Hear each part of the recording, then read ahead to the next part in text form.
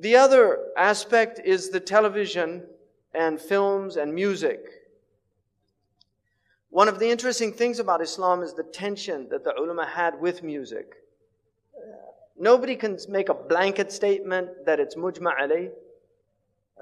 If you read Shawkani and Nail al-Awtar, he has a section on this and talks about the khilaf that existed about music.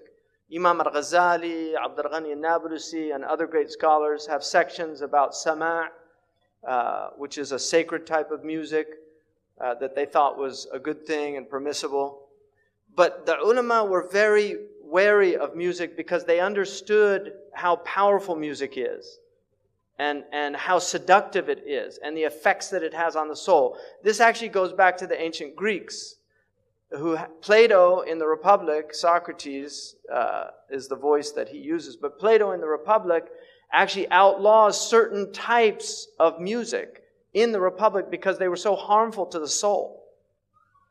And ethos theory is the theory of the effect that music has. In fact, Al-Farabi, who wrote Kitab Al-Musiqa Al-Kabir, the big book of music, which I have in my library. It's a huge book, very heavy. It's one of the earliest works, serious works on the science of music.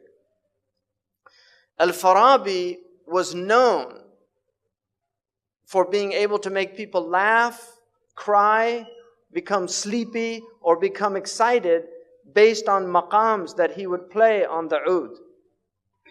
He could literally make people cry. And this is well recorded. And this is what you find when people go to concerts. They get very agitated. They have to move. They don't know why, but they have to move. They can't stop moving because the music is having an effect on them. There's demonic effects that sounds have, and then there's angelic effects that sounds have. And so the ulama were very concerned about the demonic effects of sound. And they understood that one of the things that the demons have always used is music to lure people away. In fact, in the hadith about Dawood alayhi salam, who sang the Psalms, he had a beautiful voice and he sang, which is musical, but it was angelic. Shaitan got a little band together and he put it on the side of the road, and the people on their way to hear Dawood would stop and listen to the band of Shaitan, and they would forget about Dawood. And so this was the tension that the ulama had, and it's very important that that tension exists because nobody can make a blanket statement that music is entirely haram, and nobody can make a blanket statement that it's halal. And so that tension is there so that Muslims never go too far into that thing. Because now you see in the West, people listen to music all the time. They're always plugged in. They get in their car, they turn on the music. They walk, they put in their earphones and they listen to their music. And people have long playlists. They spend a lot of money on these things.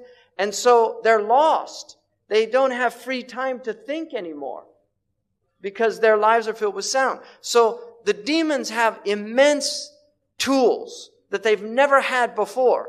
And they're using them very effectively. And we're, unfortunately, the people of haqq are not using them effectively at all. And Allah says, عَاقِبُوا بِمِثْلِ مَا عُقِبْتُمْ بِهِ. Fight with the tools that you're being fought with. The jihad of this age is between the ears. The jihad of this age is between the ears. Because this is the battlefield, is the mind of human beings. And by extension, the heart.